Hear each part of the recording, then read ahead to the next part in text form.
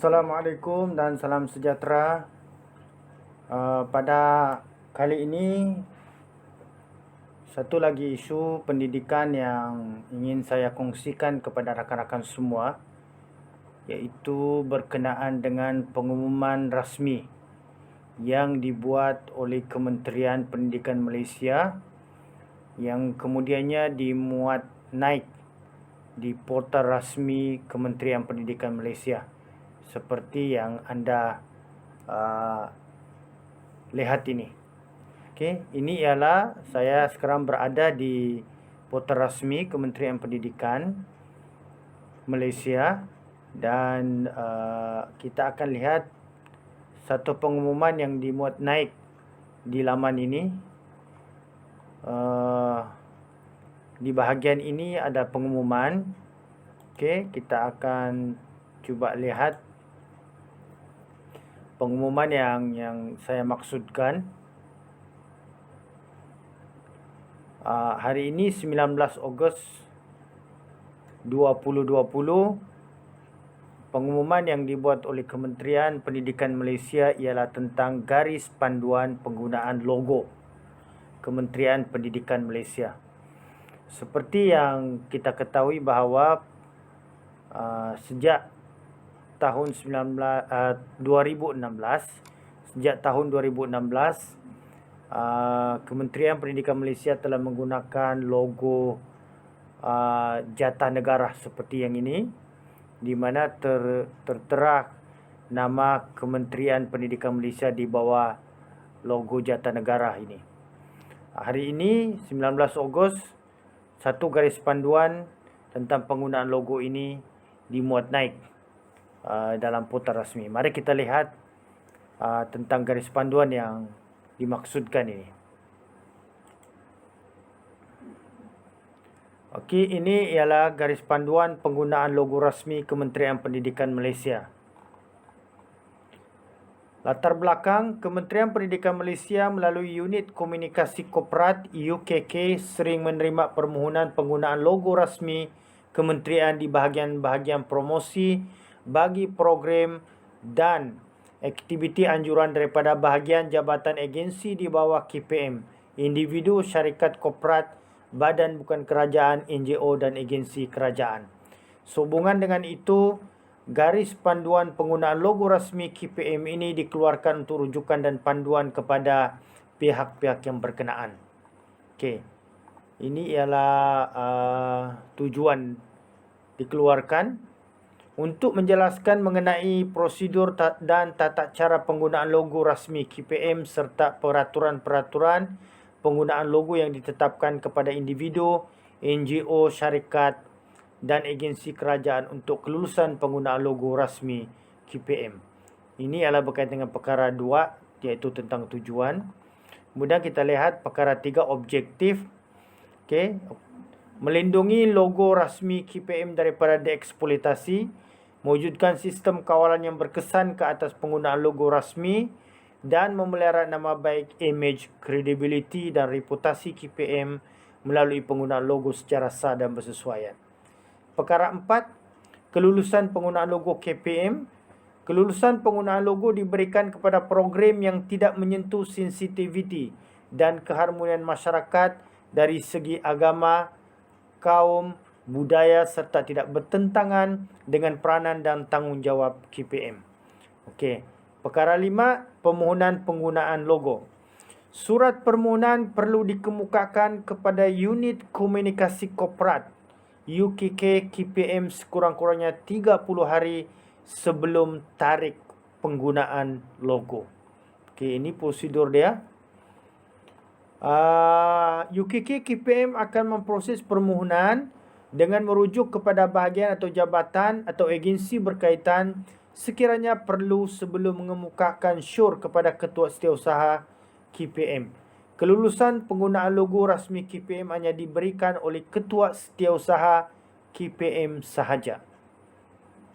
Okey. Makna kebenaran atau kelulusan penggunaan ini hanya boleh diberikan oleh Ketua Setiausaha Kementerian Pendidikan Malaysia. Okey, syarat-syarat permohonan perkara 6. Penggunaan logo rasmi KPM untuk tujuan hibaan dan publicity program di banner, banting, backdrop, wall of fame, poster, portal, media sosial dan semua bentuk promosi perlu mendapat kelulusan terlebih dahulu daripada KPM.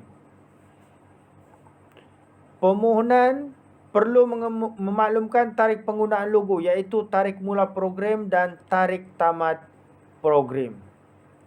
Okay. Penggunaan logo rasmi KPM hanya boleh bermula 1 minggu sebelum program dan tamat pada tarikh akhir program bagi program peringkat nasional dan 2 minggu sebelum program bagi program antarabangsa.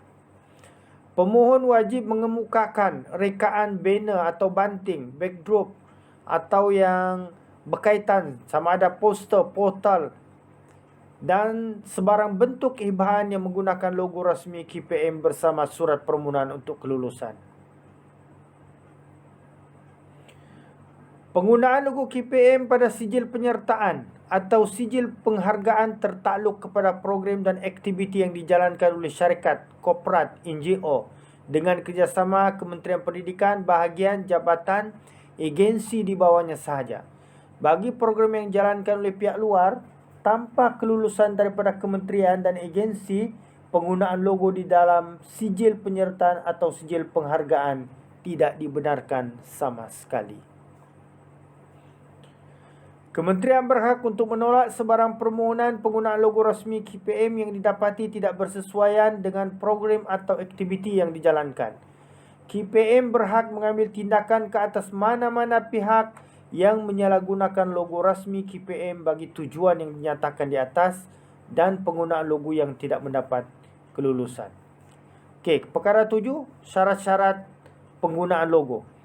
Logo rasmi KPM tidak dibenarkan untuk digunakan bagi tujuan komersial, kutipan, sumbangan dan dana termasuk sebarang aktiviti yang bermotifkan keuntungan kepada pihak pemohon. Kebenaran penggunaan logo rasmi KPM yang diberikan adalah bagi tempoh yang terhad yang dinyatakan secara bertulis. Okey, penganjur wajib bertanggungjawab sepenuhnya bagi memastikan sebarang masalah atau kesulitan tidak berbangkit dalam penganjuran program yang mendapat kelulusan menggunakan logo KPM agar tidak menjejaskan imej KPM dan negara. Walau bagaimanapun, perkara 7.4, KPM berhak untuk menarik balik atau membatalkan kelulusan penggunaan logo rasmi KPM yang diberikan dengan tanpa notis sekiranya pemohon didapati menyalahguna logo rasmi KPM dan didapati menyalahi undang-undang atau dianggap bertentangan dan tidak konsisten dengan reputasi, imej dan matlamatnya. Perkara 8, penggunaan logo tanpa kebenaran. Pihak KPM boleh melaporkan kepada pihak berkuasa iaitu PDRM jika terdapat penyalahgunaan logo rasmi KPM serta mendapati logo rasmi digunakan tanpa mendapatkan kebenaran dari kementerian. Okey, ini ialah perkara 9, pengantaran permohonan. Okey, permohonan penggunaan logo boleh dihantar kepada alamat ini. Ketua Komunikasi Korporat Kementerian Pendidikan Malaysia, Aras 5, Blok E8, Kompleks E, Pusat Pentadbiran Kerajaan Persekutuan 62604 Putrajaya. Mari kita lihat tentang penggunaan logo di peringkat kementerian ini. Okey, ini ialah garis panduannya. Di peringkat kementerian, seperti yang kita ketahui, jatah. Okey, di bawahnya ialah Kementerian Pendidikan Malaysia. Diterangkan juga di sini mengenai nama teks untuk tulisan ini. My Red Pro Bold, size teks 50, warna teks hitam, size jata 15 cm kali 11.7 cm, spacing 1.5 cm. Okey, sama dengan penggunaan logo di peringkat kementerian dalam bahasa Inggeris, hanya tukar saja yang Ministry of Education Malaysia, yang Melayunya di sini Kementerian Pendidikan Malaysia. Manakala yang berkaitan dengan teks, size, warna teks dan spacing ini sama dengan seperti yang saya terangkan di atas tadi. Okey, ini ialah berkaitan dengan penggunaan logo di peringkat kementerian. Okey, di peringkat kementerian menggunakan teks putih, berwarna putih seperti ini. Manakala nama teks, saiz serta spacing saiz jata dan warna teks sama seperti yang diterangkan di awal-awal tadi itu. Okey, begitu juga dalam versi bahasa Inggeris sama sahaja, cuma yang ini sejak bertukar dalam bahasa Inggeris Kementerian Pendidikan Malaysia ini. Okey, di peringkat bahagian seperti biasa jata dan kemudian Kementerian Pendidikan Malaysia, kemudian ada satu garis di bawah dan ditulis bahagian atau agensi di bawah. Seperti contoh yang diberikan ini, Unit Komunikasi Korporat. Nama teks tidak berubah. Okey, seperti yang pada asalnya ini. Cuma yang ditambah di sini ialah spacing di antara teks KPM yang ini Kementerian Pendidikan Malaysia dan teks bahagian antara bangsa itu 1 cm. Kemudian saiz garis lintang, garis yang saya bagi tahu tadi ni yang ini 25 cm kali 0.1 cm. Spacing garis lintang itu ialah 0.5 cm. Dan warna garis lintang itu adalah berwarna hitam. Di peringkat penggunaan logo di peringkat Jabatan Pendidikan Negeri, jata, kemudian Kementerian Pendidikan Malaysia, garis lurus dan kemudian di bawahnya Jabatan Pendidikan Negeri. Okey. Manakala yang lain, nama teks dan juga spacing di antara perkataan-perkataan Kementerian Pendidikan Malaysia dan Jabatan Pendidikan ini sama sahaja seperti penggunaannya berkaitan dengan unit komunikasi korporat yang saya terangkan sebentar tadi. Okey, sekarang kita lihat kedudukan logo. Okey, jika terdapat dua logo dalam satu majlis rasmi. Okey, bila dua logo, Kementerian Pendidikan akan berada di sebelah kiri ini, sebelah kiri kita, sebelah kanan sebelah kanan. Dan kemudian yang logo lain ini berada di sebelah.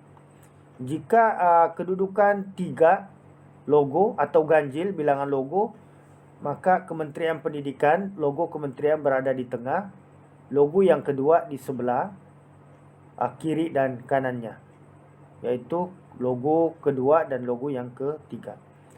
Jika logo itu 4 atau genap bilangan logo, maka Kementerian Pendidikan Malaysia, logo jata ni berada 2 daripada sebelah kiri. Okey, yang logo ini, logo pertama di sini kementerian, logo kedua di sebelah ini, yang kemudian 3 di sebelahnya bertentangan dengan yang nombor 2 tadi, dan kemudian yang keempat di sebelah logo nombor 2. Walau bagaimanapun, susunan logo tertakluk kepada protokol negeri jika program dijalankan di peringkat negeri. Okey, ini susunan mengikut kekananan sesuatu majlis. Logo 1, logo 2, logo 3. Yang sebelah sini, ini susunan genap lah. Okey, 1, 2, 1, kemudian di sebelah kanan 2, kiri 3 dan kanan semula 4. Okey, ini pun adalah tertakluk kepada protokol negeri. Okey, tertakluk kepada protokol sebuah negeri lah, jika program itu dijalankan di negeri, di peringkat negeri. Okey, susunan logo bagi program anjuran KPM bersama jabatan dan agensi di bawah KPM atau bersama-sama pihak luar. Okey, program dalaman. Kementerian berada di sebelah kiri ini, dan kemudian rakan yang menganjur suatu program itu berada di sebelah kiri. Okey, program luar yang ini Di sebelah kiri, maafkan saya yang tadi itu program dalaman. Sebelah kiri Jata Kementerian Pendidikan dan sebelah kanan adalah logo rakan yang menganjur program itu. Jika itu di program dalaman. Program luaran sama juga seperti susunan dalam program dalaman. Ini susunan genap lah. Program anjuran KPM dengan kerjasama KBS ini diberikan contoh lah bersama. Okey, ini Jata. Kemudian di sebelahnya ialah Dewan Bahasa Pustaka. Kemudian di sebelahnya lagi ialah KBS. Dan di sebelah KBS itu satu logo lain lagi, iaitu Majlis Sukan Malaysia. Ini adalah program KPM dengan kerjasama KBS yang melibatkan DBP dan Majlis Sukan Negara. Walau bagaimanapun, susunan logo tertakluk kepada protokol negeri jika program dijalankan di negeri tertentu. Okey, perkara 22, program anjuran KPM bersama-sama jabatan dan agensi di bawah KPM atau bersama-sama pihak luar. Ini program dalaman Majlis Peperiksaan Malaysia dan kemudian DBP.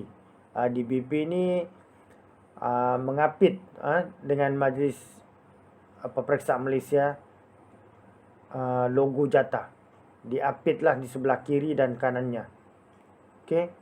Bermakna Jata Kementerian Pendidikan Malaysia ini berada di tengah.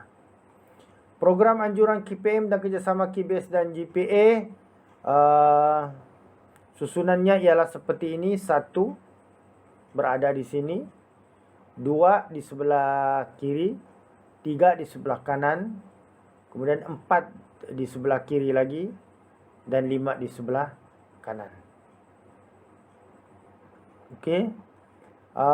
Perkara 23, program anjuran jabatan dan agensi di bawah KPM atau bersama-sama pihak luar yang melibatkan penajaan swasta. Ini bersebelah. Bermakna dalam program luar ni Jata Kementerian Pendidikan sentiasa berada di sebelah kiri dan kemudian barulah syarikat atau logo syarikat itu berada di sebelah kanan. Jika program anjuran syarikat A dengan kerjasama kementerian, GPA dan penaja lain, susunannya adalah seperti ini. Syarikat E dahulu, okey. Kemudian barulah KPM, barulah Jabatan Pendidikan, Jabatan Perkhidmatan Awam, dan kemudian barulah syarikat B. Perkara 24, program anjuran jabatan dan agensi di bawah Kementerian Pendidikan atau bersama-sama pihak luar yang melibatkan penajaan swasta. Okey, program luar, Jabatan Perkhidmatan Awam, Kementerian Pendidikan Malaysia dan syarikat A. Ini ialah program anjuran syarikat A dengan kerjasama Kementerian Pendidikan, Jabatan Perkhidmatan Awam dan penaja lain. Syarikat A dulu, kemudian baru KBS, lepas tu barulah Kementerian Pendidikan, lepas tu Jabatan Perkhidmatan Awam dan barulah syarikat B. Ini bagi perkara 25 ialah contoh logo KPM pada bina. Ini ialah bina.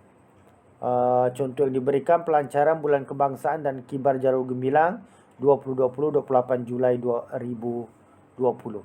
Kalau kita lihat di sini logo Jata Kementerian Pendidikan Malaysia itu berada di tengah. Ini ialah bina dan dia berada di tengah dan di atas.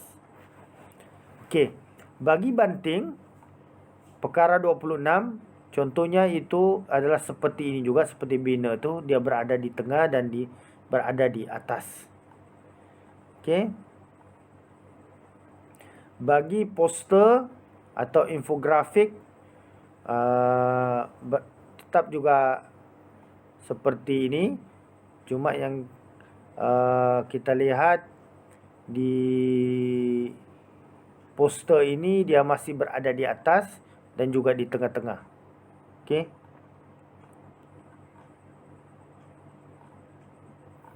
Okey, itu saja yang saya kongsikan kepada anda berkaitan dengan garis panduan penggunaan logo Kementerian Pendidikan Malaysia. Okey, anda boleh muat turun garis panduan ini di portal rasmi Kementerian Pendidikan Malaysia, dan di sini sudah diterangkan